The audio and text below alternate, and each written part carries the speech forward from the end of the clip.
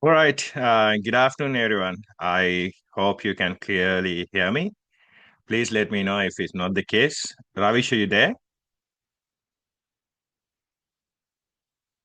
Never mind. So the very purpose of this information session is to provide you with some information about how you can apply for Sweden and Finland for next autumn intake.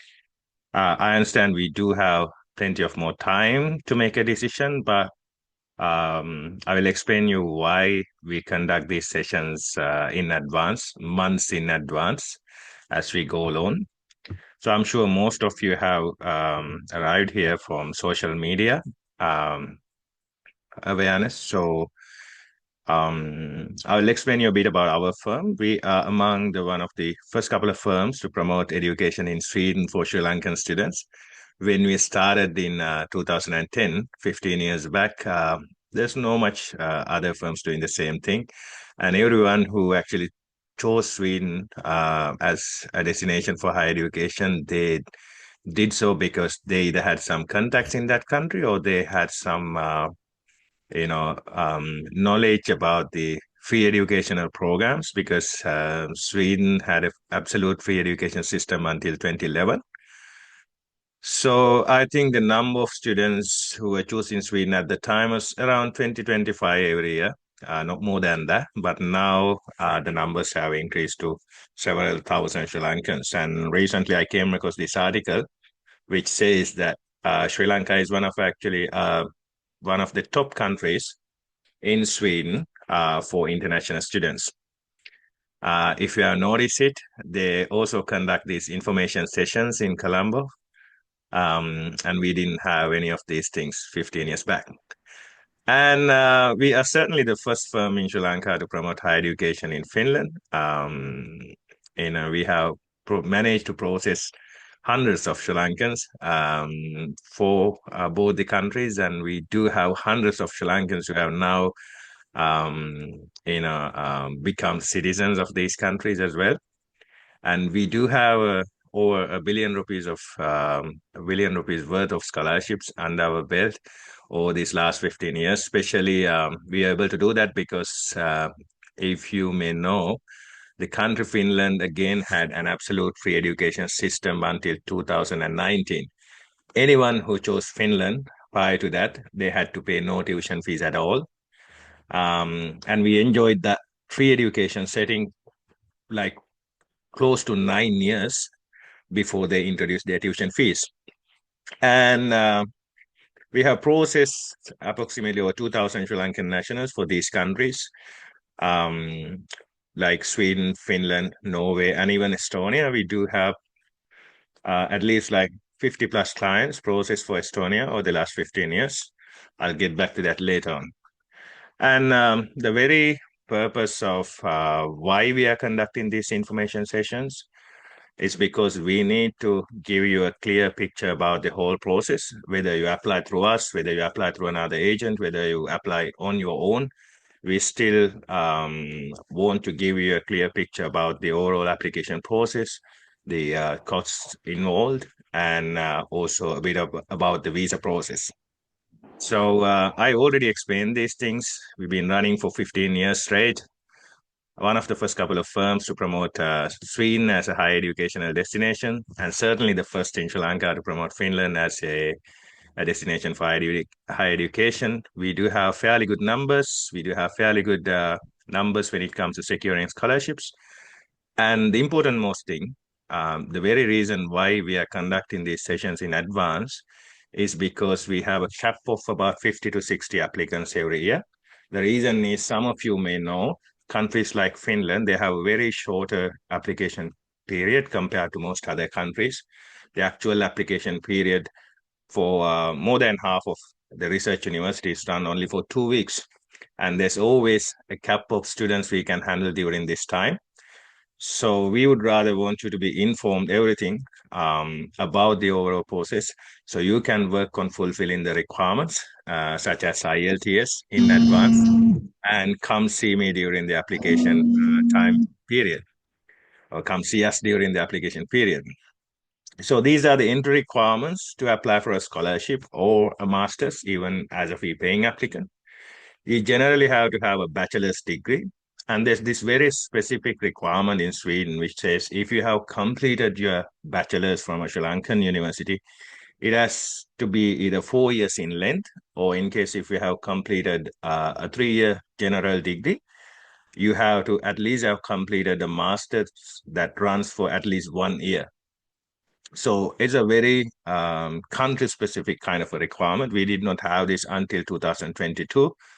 But now, if you have completed your bachelor's from a Sri Lankan university, and if you want to apply for Sweden, your bachelor's needs to be 4 years in length, or in case if you have completed a 3-year general degree, you have to have a master's completed, which has a length of on the minimum 1 year. But this does not apply for to anyone who has completed a British degree in Sri Lanka. Even if it's a 3-year degree, you can still apply. And this does not apply to anyone who has completed any kind of foreign degree. Even if you have completed your degree with a Malaysian university or Australian university or university from New Zealand or the UK, it doesn't matter. But if you have completed your degree from a Sri Lankan public university, it has to be either 4 years in length, or you have to have 1 year of master's completed after your 3-year bachelor's. The second requirement is IELTS. You don't really need IELTS if you are planning on applying for Sweden alone. The reason is they have this country-specific requirement again. If you have passed your general English as a subject at A levels, you don't need to have, or you don't need to complete IELTS. But I still recommend you to take up your IELTS because we do have sufficient time. The second reason is our business model works in a way we always apply for Sweden and Finland simultaneously. The reason is when you apply for multiple number of programs, you do have good chances to get into at least one of these universities, at least on a partial scholarship of some kind. Because Finland, although they introduced tuition fees some time back, they still try their level best to award you with at least some kind of an early bird scholarship. So in order to apply for any of the Finnish research universities where our services are limited to, we hardly work with any USS. So to apply for a research university, you have to most of the times have the right IELTS score, which is about 6.5 for overall, with 6 for each component. In case if you're planning on taking a PTE, the required score usually is about 62 overall, with no component less than 59. By the way, if you happen to apply for Sweden alone, at least for the moment, you don't need any kind of a proficiency score if you have passed your general English at GC advanced level with at least a simple pass. And the third point is you have to, in case if you have to pay a tuition fee, you should be able to at least pay the tuition fee for the first semester for Sweden. And most of the Finnish universities, they charge you for the first year. And even if you pay for the first semester, I highly recommend you to have sufficient funds at least for the second semester, because it takes some time for you to find that first job and start working there in order to, recoup some kind of your, at least a part of your tuition fee from there onwards. So you should have sufficient funds to pay your tuition fees at least for the first year in both the countries.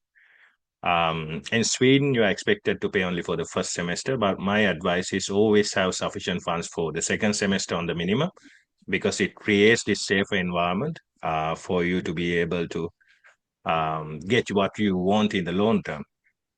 And the fourth point is about GMAT. It's not applicable to everyone, but in case if you have completed your bachelor's related to business, economics, or finance, or anything related to the business domain, it's always better to take up GMAT. I'll tell you why. Imagine you have like 100 Sri Lankan students with first-class degrees applying for these countries without a GMAT score, and there's one applicant with the IELTS and GMAT score in hand. Obviously, that one applicant will have better chances to be able to get selected to one of these universities on a scholarship compared to the others without any GMAT score. That's this in the actual situation. So GMAT is not compulsory; it's completely optional.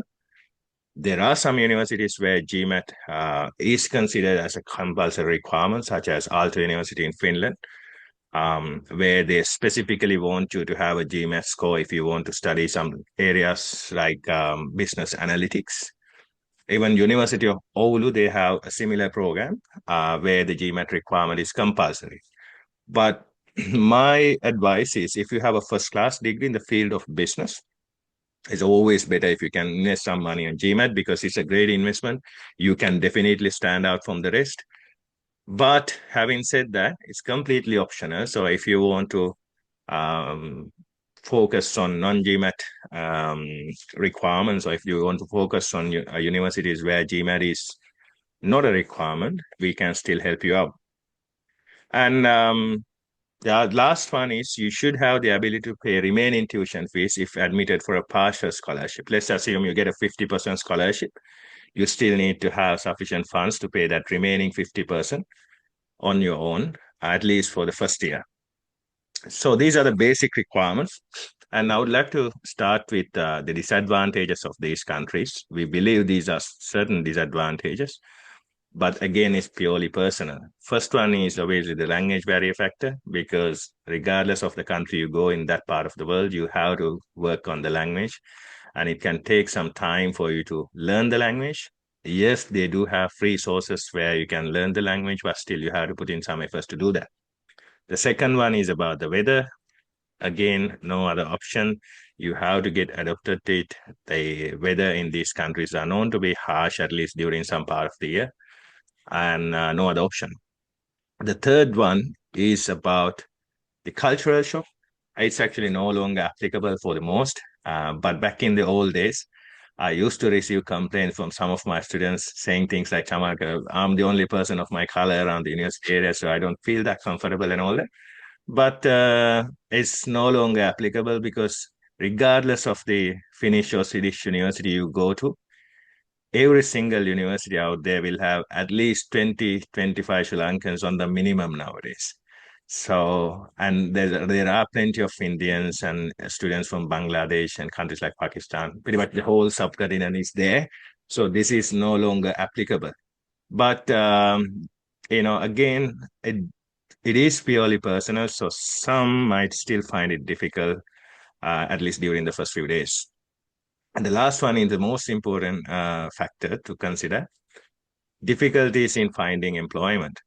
It's not that easy to find any kind of a job nowadays in these countries because there's a language barrier and there's also plenty of immigrants around. So you have to work according to a plan. And my advice is if you um, are planning on choosing these countries, make sure you have sufficient funds, at least for the first 6 months, to go on your own. The general idea is if you are an individual applicant, it's better to have at least 750 euros into six. So that gives you a figure of somewhere closer to 1.2, 1.3 million rupees. And if you are a family of two, make sure you have at least like 1,000 euros on the minimum. That gives you a figure of 330,000 rupees a month into six. You get about 2 million rupees. If you have it, you can most of the times make it there safely because you do have 6 months time. And in Sweden, you have full work rights, regardless of who you are, whether you're the main applicant or co-applicant, you do have full work rights. In Finland, the student has about 30 hours of work rights every week, and the co-applicant again is allowed to work full time. So you can go out trying to find that first job. At the same time, you can rely on online platforms and all, but still, my advice is to be prepared for the first 6 months on the minimum. If you can prepare for the first year, that'll be a lot more safer. So it's purely, it's my personal opinion, but then again, I look at it in a way. Let's imagine like if I'm not condemning any other option, but if you think about coming into a country like Australia, the average tuition fee to study at a university of the same quality will cost you at least 30,000 plus Australian dollars, which comes to about 6 million. If you think about a country like Finland, um, a master's generally will cost you about 10 to 12,000 euros. And the upper end, if you choose a university like Aalto, Helsinki, some of the topmost universities in the world, it will cost you 15,000 euros. So your tuition fee range will be somewhere around 4.5 million max, or maybe 4.8 million. And most of the times, if you have the right kind of qualifications, you can bring down this tuition fee by about 50%. So the tuition fee can be reduced to around 2.5 million max. 2.5 million versus if you set aside another 1.5, 1.8 million, you can feel safe because not only you are able to pay the tuition fee in full, but you also have sufficient living expenses in most cases, at least for 6, 7, 8 months, which is good enough for you to find that first opportunity if you try. That's just my opinion about it. I'm not condemning any option. It's purely personal again, but there are some advantages as well in these countries, and let's have a look at it. The first one I see is the fact that they do have plenty of scholarships around. As I mentioned before, Sweden used to have an absolute free education system until 2011. Finland introduced their tuition fees in 2019, but still both the countries offer plenty of scholarships to incoming international students. And that is the first biggest advantage I see. The second one is about social security benefits, regardless of your visa. Unfortunately, these benefits have been abused by newer immigrants, as far as I know. But then again, you do have some kind of a security. For an example, if you study any kind of a master's or bachelor's program for more than 1 year, you do have access to their healthcare system, just like a local. And you also have access to free education for your children. Even at the daycare level, the amount of you pay will be exactly similar to a citizen. So all this is there. And the third one I see is the fact that you have the ability to apply for a work permit even with an entry level kind of a job offer. But this is more like a theoretical concept now. Back in the old days, I think until 2021 or 22, in a country like Sweden, the requirement was to find a job that meets the country's minimum salary requirement, which was 13,250 some Swedish kroners. And I know there are hundreds of clients of ours who actually managed to apply for work permit using jobs in the field of cleaning, housekeeping, and all that. But nowadays, the requirement of finding a job remains the same. You can find anything you want to, but the salary threshold that requires to be met has been increased from 13,250 to about 30,000 now. So no longer you can rely on one of these entry level jobs to apply for a work permit. So now you need more like a professional job. But if you find it, you can obviously get paid more than that. If you think about Finland, they again used to have about 10,000, if I'm not mistaken, until lately. But last year or so, they increased it to about 14,000 euros. But still, making or finding a job offer of 14,000 euros every year, or 14,000 euros per annum in the country there, the minimum is considered about 10,000. It is still possible for the vast majority to apply for a work permit. So that is also one of the advantages you have in these countries. I talk about accessible healthcare facilities. Regardless of your visa, you do have access to the healthcare system. Free education for your children, which is also, I think, one of the reasons why these countries are becoming increasingly popular, because families with children obviously do not have to worry about paying their school fees, childcare fees, and all that. So these are definite advantages as well. The next one is pretty interesting because even I learned about this through a client of mine. In a country like Sweden, if you learn any kind of vocational training program in the Swedish language, it's absolutely free of charge, regardless of your visa. So to be able to do that, you have to work on the language first and acquire a certain level of fluency. They say level D. That's the kind of fluency you need.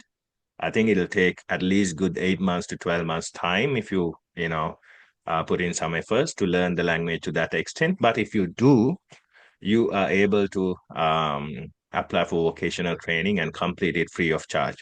it is an ideal option for the spouse because they can have some kind of a Swedish credential behind them, which will make it easy for them later on to find a job offer that meets the salary threshold for a work permit. And the last one is obviously the inclusive system they have in place to absorb immigrants is pretty clear. All these countries, they do have some systems in place and they teach the language mostly free of charge to all incoming immigrants if they are willing to learn it. And they do have career guidance options and they do offer certain state benefits regardless of their visa. So there's a clear system in place. And if you use it effectively, I'm sure anyone can make it, at least for the time being. And one of the interesting factors about Sweden that I learned lately, I think about a couple of years back, is that one third of those who live in Sweden are actually born elsewhere. So that kind of points out how multiracial the country is nowadays. So it's a good option. It's just that you have to work on a different language, a long term, especially if you're willing to live in the country, you have to learn the language. You may have to pass the language and cultural test in the long term. So all that is there. But in terms of opportunities, I think those who are into engineering and especially ICT, if you work in the software industry, Sweden can be an excellent option because I've seen pretty much every single client of ours, they have managed to find an offer and they have managed to apply for work permits. And I've never ever seen a single person returning without being able to find a job offer. I recently did a bit of research about this, about Australia and Sweden, because I live in Australia and I place students at Swedish universities. And I found out the Australian software industry is about 12 billion something. And that is in a country where the population is about 2.5 million, so 25 million or more. Whereas in Sweden, the population is about 10 million, and the software industry is the size is around 18 billion US dollars. So that actually explains it why there can be more opportunities with regard to the software industry in a country like Sweden compared to Australia. You can do your own, you can run your own numbers and see if I'm making a valid claim. So here I would like to point out certain things to be concerned of. The first one is you must either be on a scholarship or have the ability to pay for at least the first 2 semesters. This is one of the key reasons why some Sri Lankans get stuck in these countries without the ability to make it there in the long term. Lack of capital.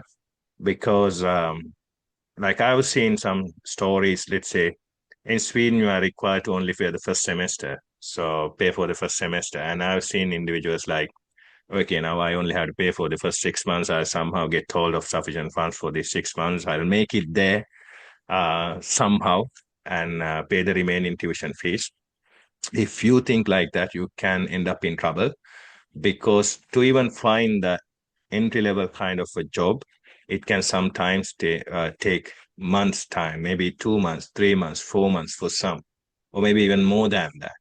So it's very a kind of a essential kind of a requirement nowadays to have sufficient funds to at least be able to pay for the first 2 semesters. You can pay for your first semester and obtain your visas, yes, but still it's better to have sufficient funds for on the minimum second semester. And about the living expenses, again, at least for the first 6 months. If you have it, you can feel somewhat safer and there's higher chances you can make it without any trouble. The second one, I already explained it. You have to think about having sufficient funds to cover up your living expenses, at least for the first 6 months. And the third one is about the willingness to learn the local language and to make local contacts. If you're planning on settling down, in the long term, it's an absolute must for you to learn the local language because you have to work on the language. You have to be able to speak the language eventually. As far as I know, there's also a test that you have to take up. It's called language and cultural test. I don't know the Swedish version of it, but then you have to be able to know the language to a certain extent if you're planning on becoming a citizen in the long term. And the other point is about the ability to try securing a full-time offer for the spouse. It is available to you throughout the study time period. If your spouse comes from a professional background, if he or she is able to find a full-time offer, that meets the country's threshold requirement for a work permit. He or she can apply for a work permit without waiting for you to complete your qualification. I no longer recommend this. I can give you one example. One of my clients, they ended up applying for a work permit in Sweden, and after some time, they actually the husband um, lost a job opportunity because his company ended up cutting down the number of employees, and he lost a job. And they were given about 3 months to find a new job.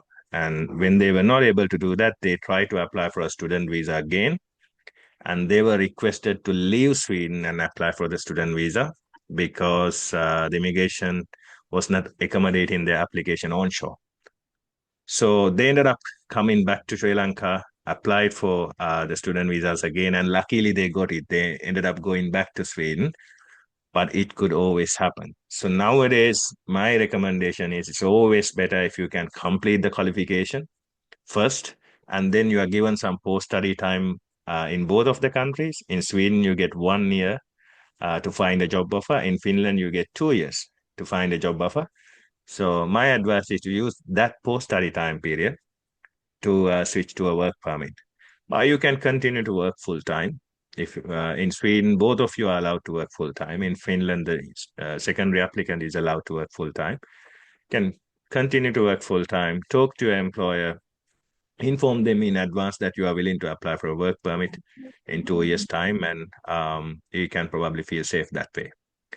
And the last one is also, it is a bit of a request. It's always better if you can complete your studies entirely before finding another option to stay in the country, because the dropout rates are actually funny nowadays if you look at it. Because I read this news article some time back about Sweden where it says the completion rate of the qualifications by international students is about 48%.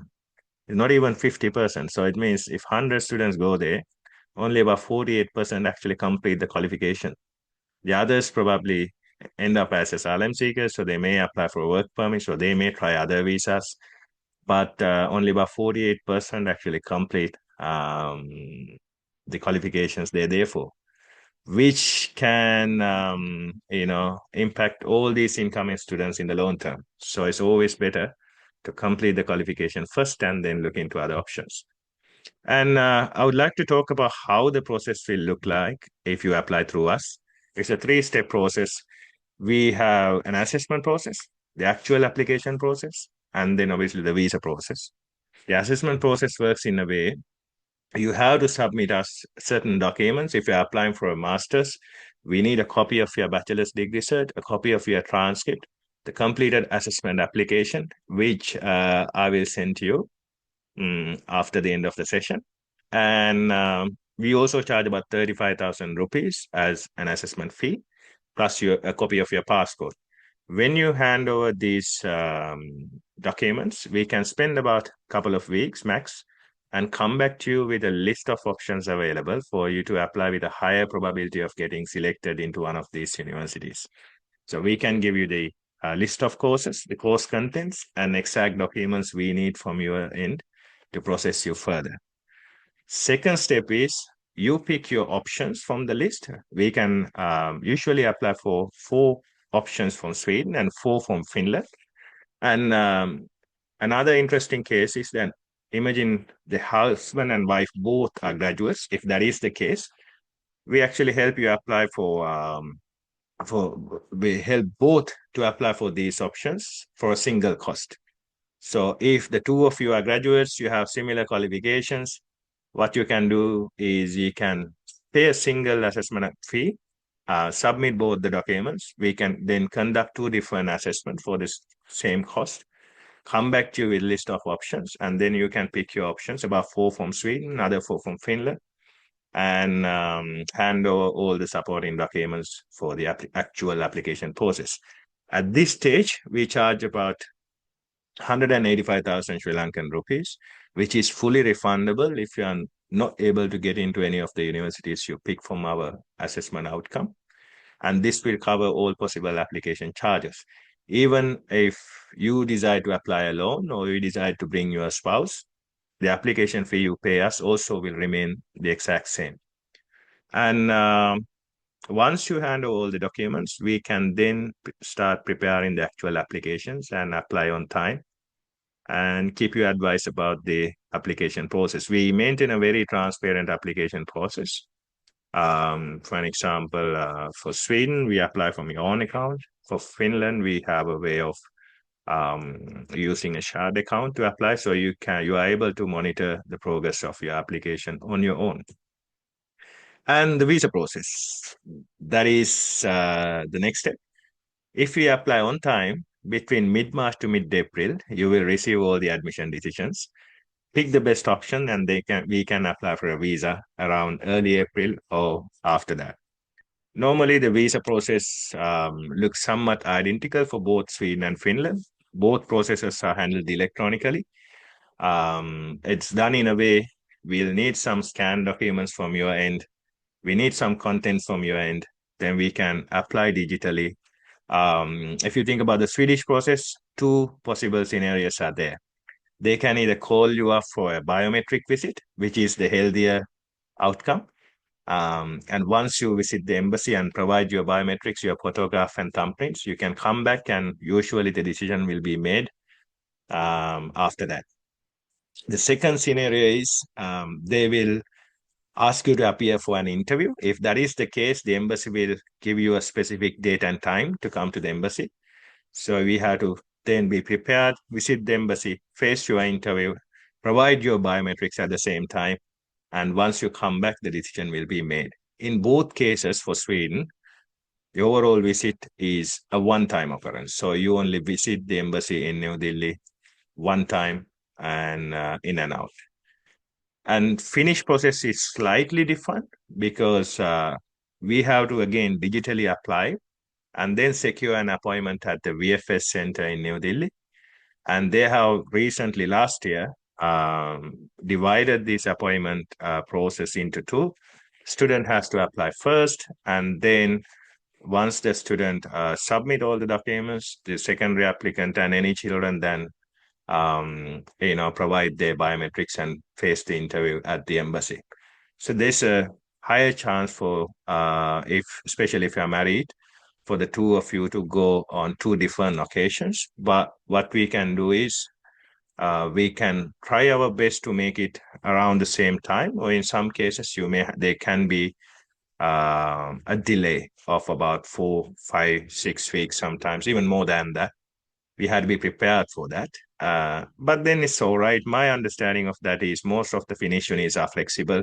So if the main applicant is being granted with a visa, you can definitely, most of the times, I cannot give you any assurances, but most of the times you can negotiate with the university, have some kind of a remote learning process done until your spouse and child join you. So we can look into these possibilities. About our charges, we charge around we have two different payment streams. If you have a scholarship for more than 50% of the tuition fee value, we charge about 450,000 from the main applicant and extra 100,000 from the co-applicant. And in case if your scholarship value is less than 49%, or in case if you decide to go in as a full fee-paying applicant, then our charges will drop to 350,000 for the main applicant and extra 100,000 for the co-applicant. And to align the interest of these countries with ours, we do not charge from children. So this is what you pay us. You pay us an assessment fee of 35,000. After which we can give you a list of options to apply, the course contents and all the documents. Then you pay us about 185,000 rupees and provide us all the supporting documents, after which we can place all the applications, fulfill all the deadlines. And between 15th March to 15th April, you'll receive most of these decisions, pick the best one and initiate your visa process. And there's also a visa fee to be paid. Usually for Sweden, It's 1,500 Swedish kroners, which comes to about 45,000 rupees. And if you have a child, it's half of that. Um, but in Finland, visa fees are known to be expensive. They even had a recent increase. So now the main applicant, the student pays about 450 euros, about 120,000, more than 120,000 rupees. And then for the secondary applicant, it went up from 450 to around 530, if I'm not mistaken. So it'll cost you almost like 180,000 something. And then for a child, the fee was increased by about 50 euros from 270. So nowadays, I think the actual amount is, sorry, 240. The actual amount should be around 290 or 300. So you have to pay close to 400,000 rupees as visa fees. But since Finland is known for scholarships, you can save at least a couple of million rupees or at least 1.5 million rupees or something from your tuition fee alone. So it doesn't make any difference. These are the visa fees in. If you happen to be an individual applicant, especially if you come from the software industry or if you come from any engineering background or technical background, we can also add a few options from Norway and Estonia without any additional cost. This applies only for individual applicants if you're unmarried and if you want to apply for some more options from the two countries, Norway and Estonia. We can add these options at no extra cost because these are some of the excellent options, especially if you come from the software industry and unmarried. If you think about Estonia, they have plenty of jobs. It's more like a hotspot of startups. Plenty of jobs around. The pay rates are somewhat lower, but then the living expenses are also on the lower side. Can be a cool option for an individual applicant. But since they do not allow a family reunification that easily, we don't encourage this for married applicants, especially with kids. But if you happen to be an individual applicant, we can apply for these two countries as well at no extra cost.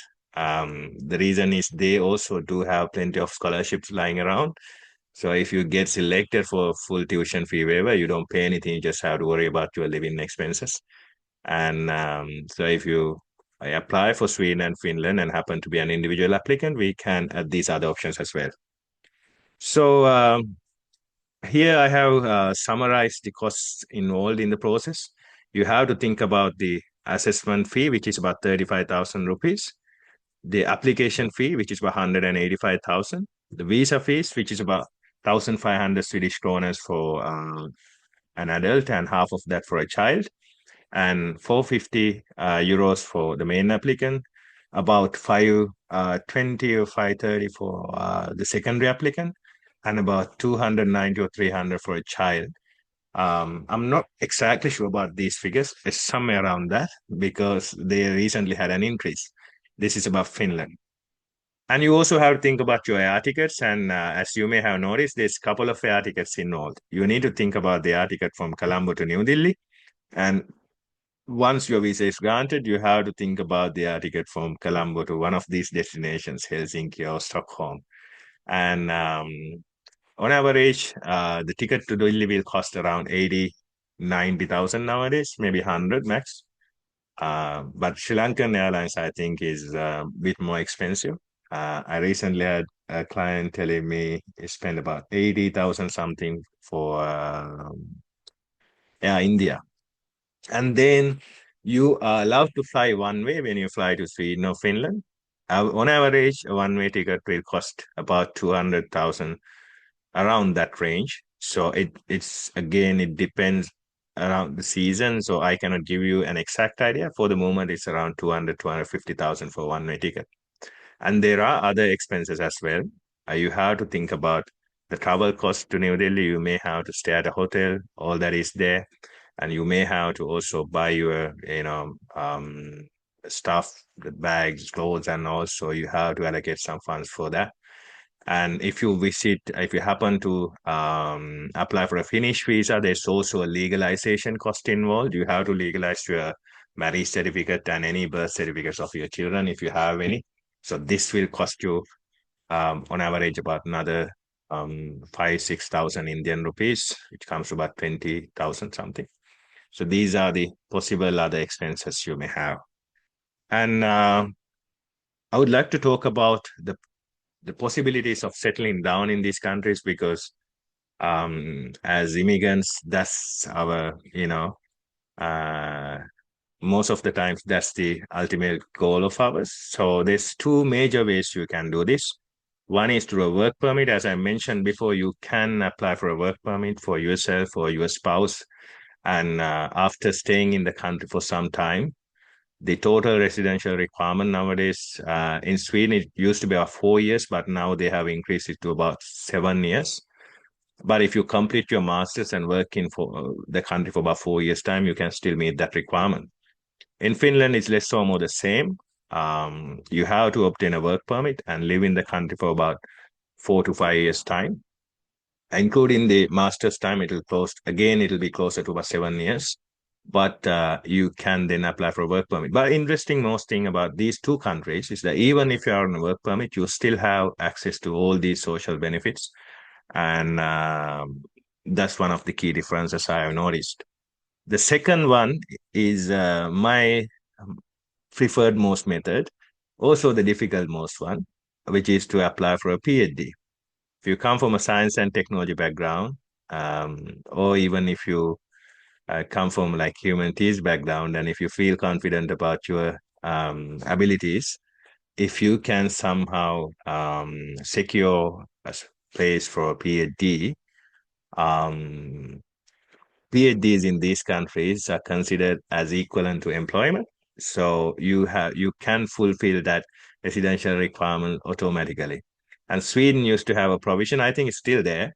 If you complete a PhD from a Swedish university, you can be granted with permanent residency with no additional requirements. But at the same time, it's one of the most competitive um, option. Not everyone will be able to make it through a PhD, but then there's always a fair share of Sri Lankan students, our clients, and those others who apply directly and go through other agents. There's a fair share of Sri Lankans who actually manage to find a placement by the time they complete their masters. So these are the two key methods most of these immigrants use. But then, in addition to this, you also have the ability to set up a business and then fulfill the residential requirement. You also have the ability to apply for specialized visas and then fulfill the requirements. And obviously, you have the ability to get married in case if you are single and fulfill the requirements. And that's the shortcut type, obviously. So there are multiple other ways, but these are the two key options you have to settle down in these countries in the long term. So that's all I have for you today. If you have any questions, feel free to ask them. You can either send the question in the chat box or simply verbally ask me, whatever is easy for you. Any questions?